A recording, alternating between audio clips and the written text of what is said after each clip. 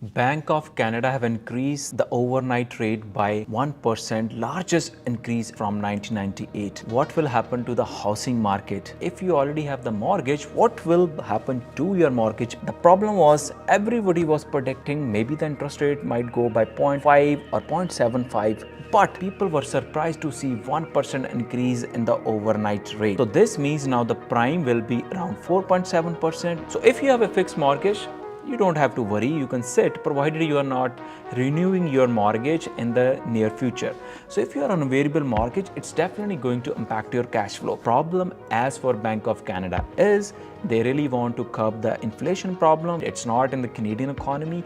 US has the same issues where inflation's number came 9.1%. But let's come directly to housing market.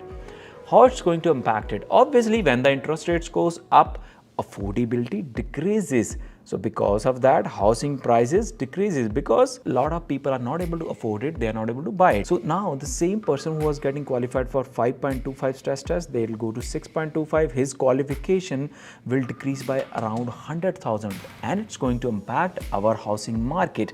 Okay, that's a scenario, but what will happen to that impact? Obviously, if you talk about Toronto, the largest city in Canada, Greater Toronto area, the Toronto is a hot hub. If you move out of this periphery, what happened during COVID times? Because people were working from home, the cities around it saw the largest increase in the housing prices. You need to understand what goes up early also comes down quickly. So same is happening now.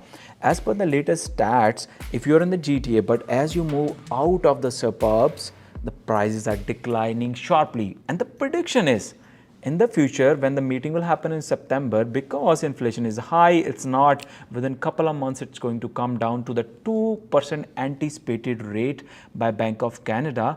We are anticipating that there will be more hikes in the interest rate. But let's say you already have a mortgage. What will happen to your mortgage payment? That's an interesting question.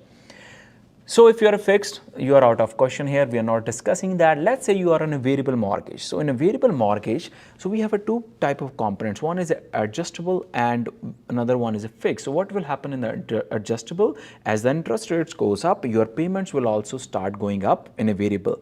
But let's say you are on a fixed component under the variable. This means your payments always stays the same. So your payments will be still 3,000, but what will happen? Your interest component will increase, but your principal component will decrease. So you need to understand that. But here is an exception. Always banks have a trigger rate. Beyond that, they won't be able to sustain that payment of you. Basically, you won't be able to sustain the payment of 3,000. At some point, that's called trigger rate, your payments will also start increasing. So it's good. We are not an expert in mortgage. It's good to talk to your mortgage broker or mortgage agent. What is your trigger point? Are you paying an adjustable or a fixed component? How it's going to impact your interest rate and principal? But let's say you are not able to afford your mortgage. What is the solution for that? Interest rates are going up, inflation is high, and the people are talking about recession. What is the solution for that? There's one solution we will recommend. You need to understand rental market is really hot. Why?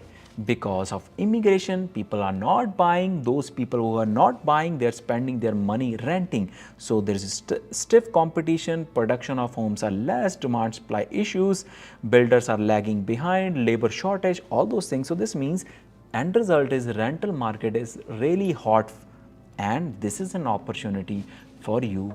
Be a smart buyer, be a smart investor. If you're not able to afford your mortgages right now, you need to understand this is a temporary phase.